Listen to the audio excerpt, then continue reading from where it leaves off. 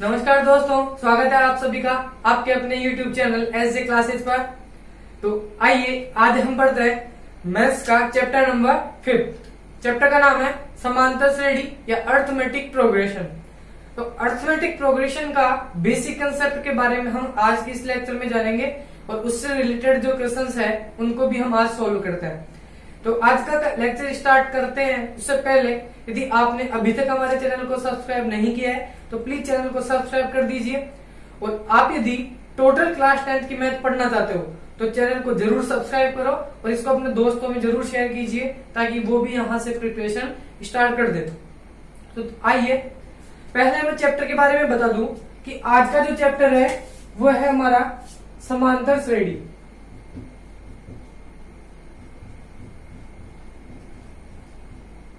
समांतर श्रेणी को इंग्लिश में बोलता है अर्थमेटिक प्रोग्रेशन।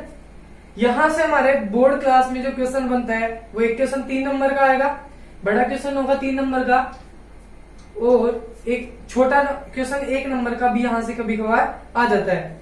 तो अर्थमेटिक प्रोग्रेशन इसको हम बोलते हैं।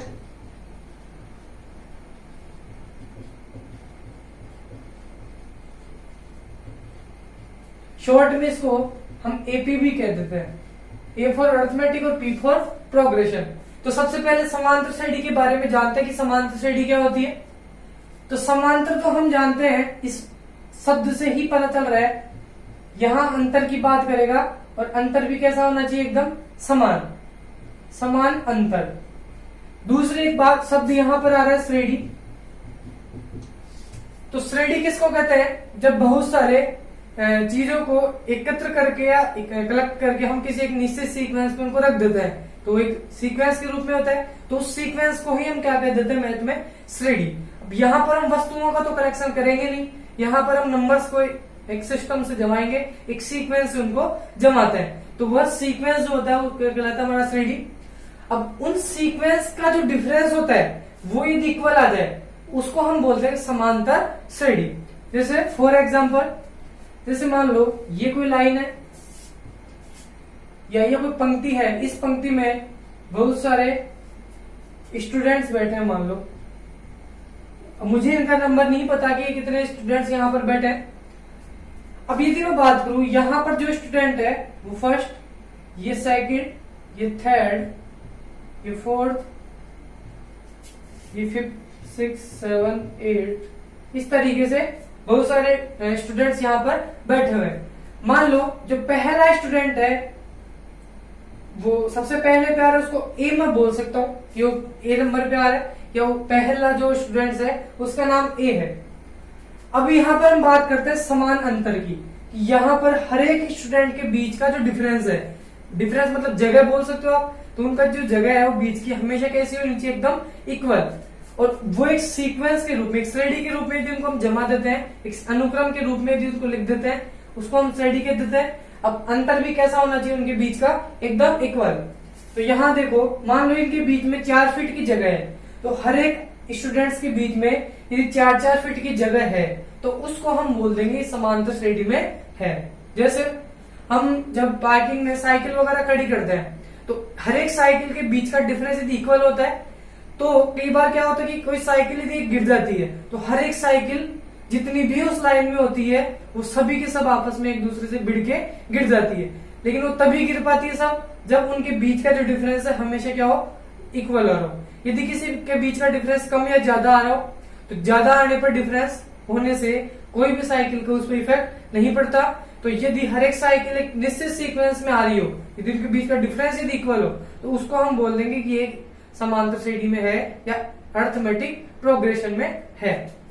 यहां पर भी ऐसी कुछ बात है कि हर एक स्टूडेंट के बीच का डिफरेंस, मतलब ये जो जगह है ये एकदम यदि इक्वल आ जाए, यहाँ 2 फीट की है तो हर एक पद के बीच में 2-2 फीट का गैप ही आना चाहिए, तभी हम उसको बोलते हैं समांतर श्रेणी। तो देखो बीच का जो जगह है इसको हम बोलते हैं डिफरेंस, DIFFERENC। डिफरेंस का पहला लेटर डी है तो इसको हम डी से लिख देंगे। फिर दूसरा जो स्टूडेंट यहाँ बैठा है, तीसरा ये रहा, चौथा ये रहा, इस तरीके से बहुत सारे स्टूडेंट बैठे हुए हैं। ये डिस्टेंस जो है वो एक कांस्टेंट है सभी के लिए। यहाँ डी है तो इसको भी हम डी बोलेंगे, डी फॉर डिफरेंस। ये इन दोनों का डिफरेंस आ गया, ये इन दोनों का डिफरेंस आ गया। और ये इन दोनों का। इस तरीके से यहाँ पर हर एक पद के बीच का जो डिफरेंस है वो एकदम एक जैसा है।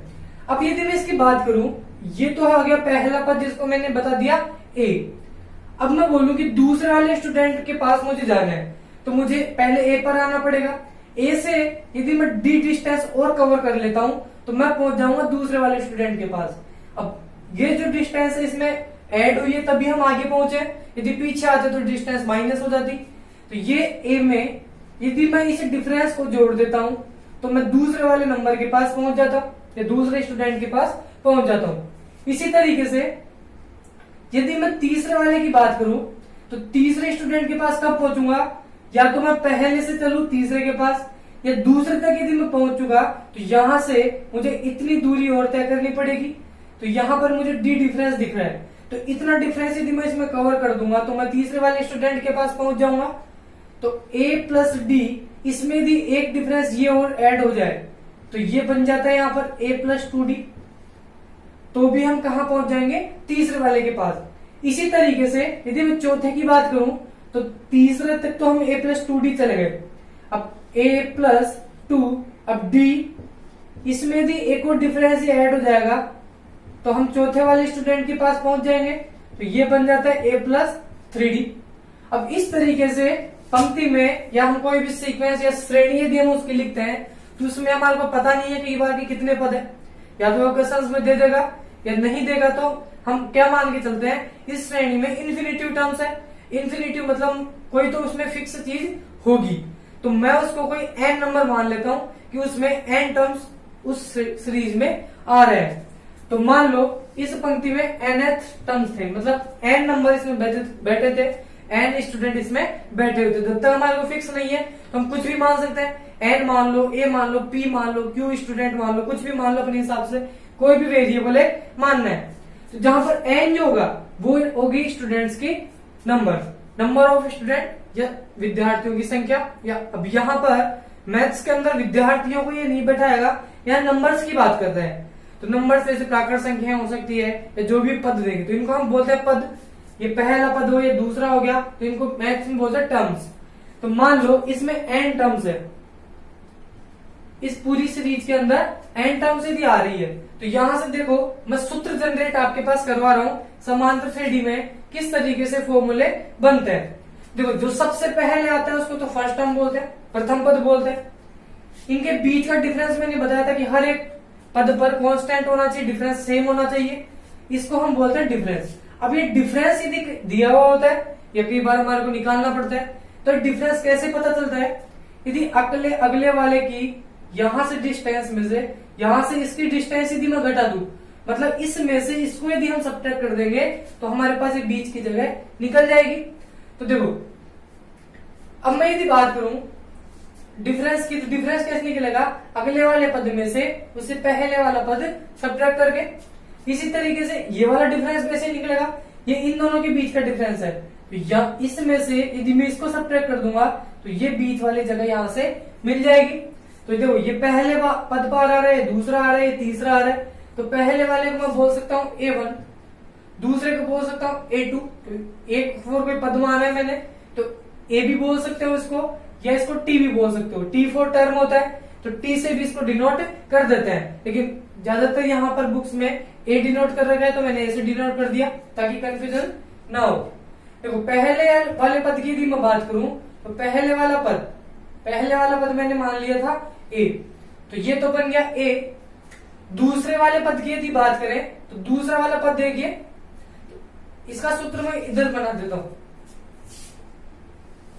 तो यदि पहले पद की बात करें तो सबसे पहले जो आ रहा था उसको A मान लिया था।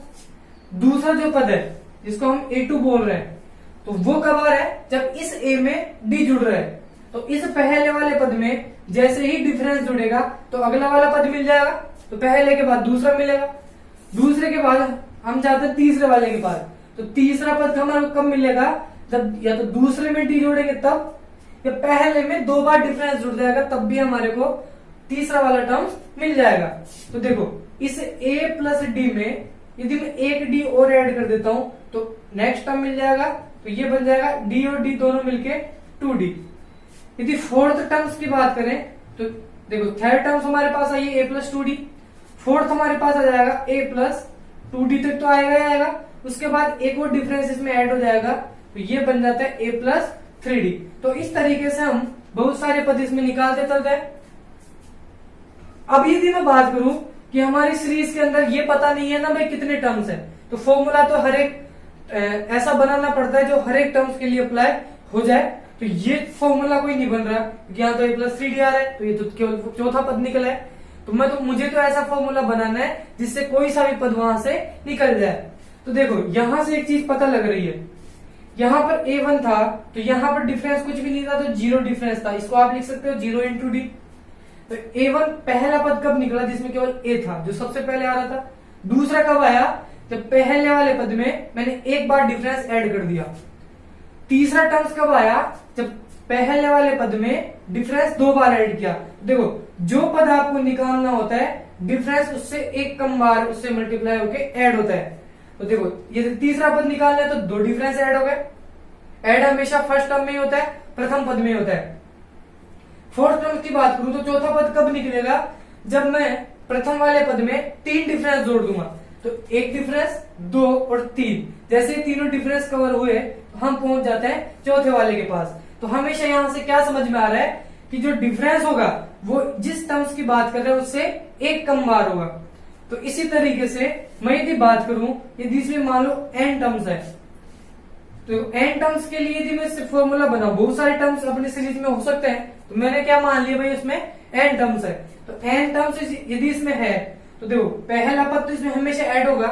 अब उसमें मैं कितने डिफरेंस ऐड करूं कि हम n टर्म्स तक पहुंच चुके, ये पहुंच जाए। तो मुझे देखो जब तीसरे तक पहुंचना होता था तो पहले वाले में 2 डिफरेंस ऐड करता था, चौथे तक पहुंचना होता था तो मुझे 3 डिफरेंस ऐड करने पड़ते थे, जैसा कि आपको यहाँ पर दिख रहा है। तो देखो 4 होते थे तो एक कम डिफरेंस। तो इसी तरीके से n होंगे तो n कोई नंबर अभी फिक्स नहीं है, तो n से एक कम यदि मैं करूंगा तो उसमें से माइनस करना पड़ेगा। तो यहाँ पर n टर्म्स की बात करें तो डिफरेंस जो होगा हमारा वो n में से एक कम बार उससे मल्टीप्लाई होगा। तो d जो होगा वो इससे एक कम होगा, तो n से एक कम हो जाएगा n-1 और उससे मल्टीप्लाई हो जाता है डिफरेंस।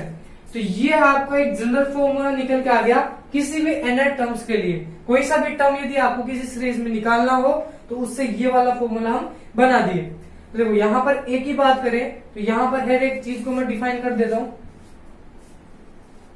जहां पर a की यदि हम बात करें तो a हमारे पास होता है प्रथम पद जो सबसे पहले आ रहा है, d होता है डिफरेंस। अब देखो d की बात करें तो d हमेशा हर एक पद के बीच का डिफरेंस एक जैसा है। तो सारे पदों को हम बोलते हैं, सारे पदों को यदि कॉमन टर्म्स इसको हम बोल सकते हैं। तो यहाँ डिफरेंस होगा कॉमन ही होगा सभी में, तो इसको हम बोल देंगे कॉमन डिफरेंस, या हिंदी में इसको बोलते हैं सार्व अंतर। तीसरा एक n इसमें दे रखा है, तो n यहां पर होता है पदों की संख्या, नंबर ऑफ टर्म्स कि सीरीज के अंदर कितने पद टोटल आ रहे हैं। एक भी स्टूडेंट उसमें बैठ सकता है, पंक्ति में 2 बैठ सकते हैं, 3 बैठ सकते हैं और 50 भी बैठ सकते हैं, 100, 50, 150, 2000 कितने भी पद बैठ सकते हैं। इसी तरीके से अब मैं यदि an की बात करूं तो देखो n तो होता है कि उस सीरीज में कितने पद है उनकी संख्या, और an क्या होता है उस सीरीज का nth टर्म्स। जैसे चौथे पद की बात कर रहा है तो पद तो 4 है लेकिन चौथे नंबर पे कौन बैठा है, तो वो उसकी जो पोजीशन होती है उसको हम an बोलते हैं। तो an होता है nवा पद। अब nवा मतलब कोई सा भी टर्म्स होता है, nth टर्म्स इसको बोलते हैं। तो कोई सा भी, जैसे 10वें पद की बोल रहे तो 10वां पद, 11वें की बोल रहे तो 11वां पद। अब जितने नंबर की बोल रहे हैं वो तो हमारे पदों की संख्या होती है, और जो पद वो पूछ रहा है भाई इस पोजीशन पे कौन बैठा है तो उसकी पोजीशन निकालने के लिए हमारे को पद निकालना पड़ता है। तो ये तो उस पद की पर्टिकुलर वैल्यू है, और ये बताता है कि उस सीरीज में टोटल कितने टर्म्स आ रही है। तो इसको हम an से भी लिख सकते हैं और इसको हम tn से भी लिख देते हैं। tn मतलब t फॉर टर्म होता है, तो कौन सा टर्म, nवा टर्म। तो nth टर्म्स को हम tn से भी यहाँ पे डिनोट कर सकते हैं, या इसको an भी आप लिख सकते हो, क्योंकि टर्म्स को t plus d, t plus 2d इस तरीके से भी आप यहाँ पर लिख सकते हो, क्योंकि पद को हम इंग्लिश में बोलते हैं टर्म। यहाँ पर लेकिन बुक में a शो कर रखा है तो मैंने इसलिए a से यहाँ पर डिनोट कर दिया।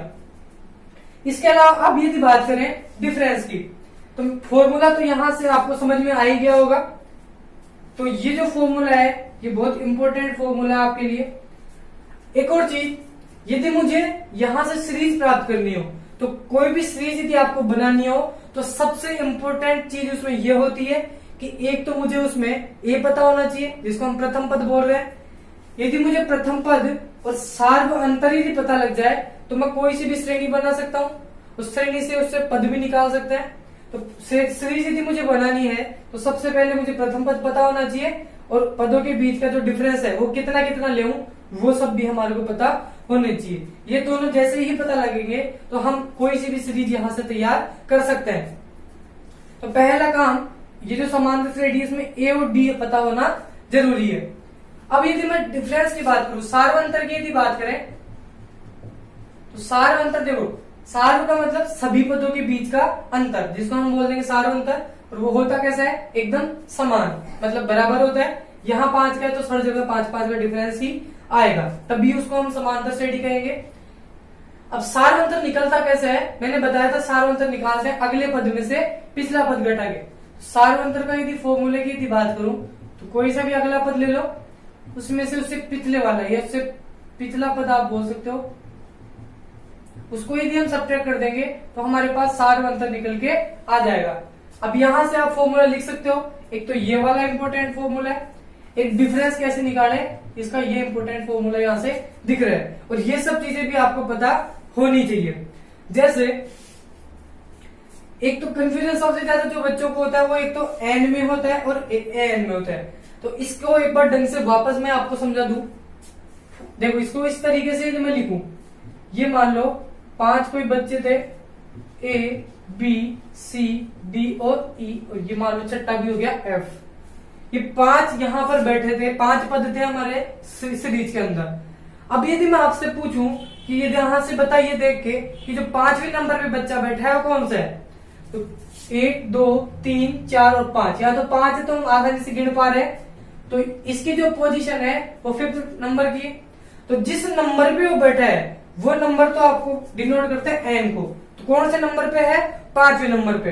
इसका मतलब 5 जो है वो एन को डिनोट यहां पर कर रहा है।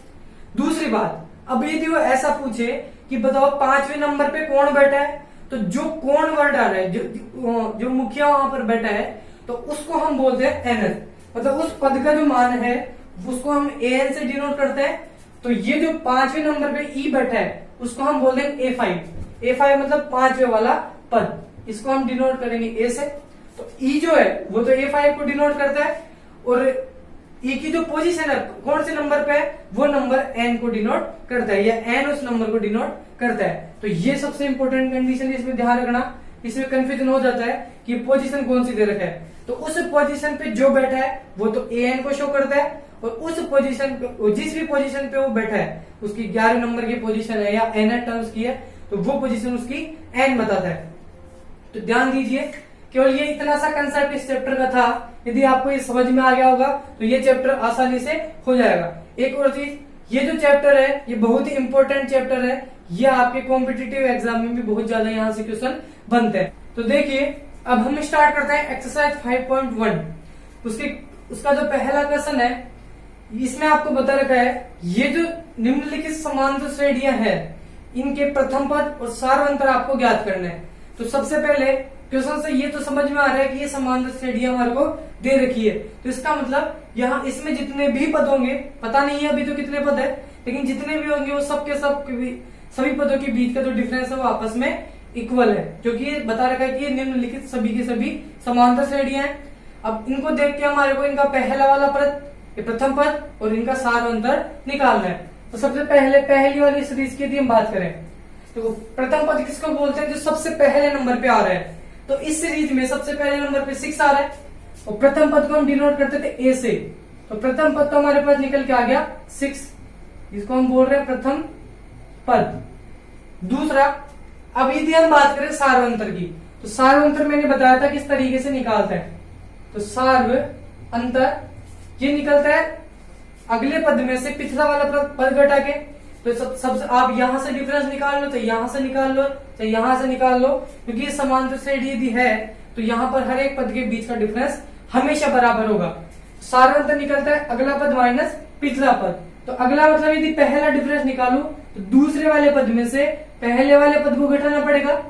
दूसरे पद को हम लिखते हैं A2 से, तो पहले वाले पद को लिखते हैं A1 से। A2 मतलब दूसरा पद, A1 मतलब पहला पद। या आप यहां से डिफरेंस निकालते तो तीसरे में से दूसरा वाला पद घटाना पड़ता, अगले में से पिछला वाला। तो ये अगला हो गया, इससे पिछला ये हो गया। या इसकी बात करें इस डिफरेंस की, तो ये अगला हो गया, ये पिछला हो गया।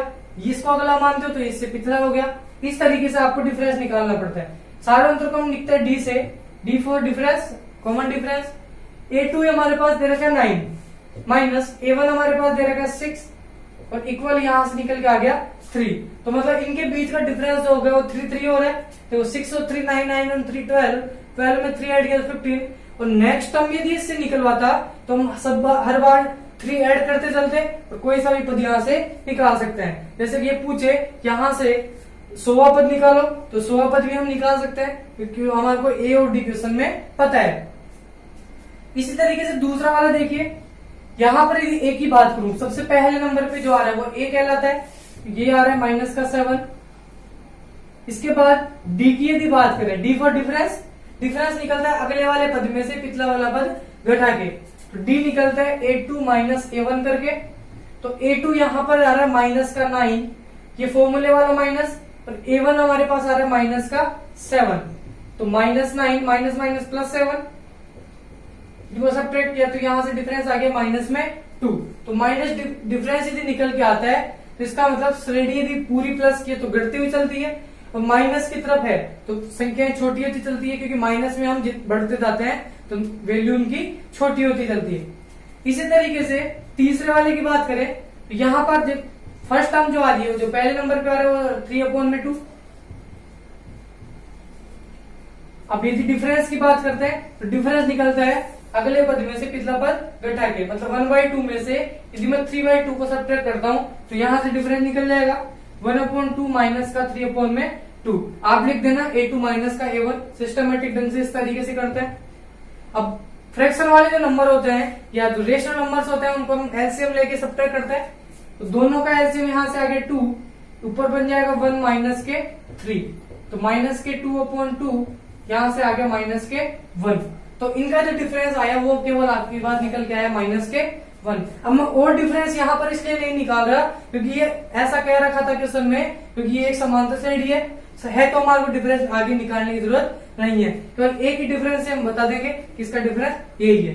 लेकिन कई बार ये ऐसा बोल देता है कि क्वेश्चन में चेक करके बताओ ये समांतर श्रेणी है या नहीं है, तो फिर मुझे इनके बीच का डिफरेंस 2-3 बार निकालना पड़ता है। यहां पर ए की बात करें तो जो सबसे पहले नंबर पे आ रहा है वो आ रहा है माइनस का 1। तो ए की वैल्यू है, प्रथम पद आपके पास निकल के आ गया माइनस में 1। अब यहां देखिए इनका डिफरेंस यदि मैं निकालूं तो डिफरेंस निकलेगा 1/4। दूसरा वाला पद उसमें से हम सब्ट्रैक्ट कर देंगे माइनस के 1 को। 1/4 माइनस माइनस ये बन जाएगा प्लस, इसको लिखेंगे 1/1। दोनों का एलसीएम लिया तो 4 आ गया। तो 1 + 4 यहां से डिफरेंस निकल के आ गया 5/4। तो इस तरीके से आपको कोई सीरीज दे रखी हो उसका फर्स्ट टर्म और डिफरेंस इस तरीके से निकालना होता है।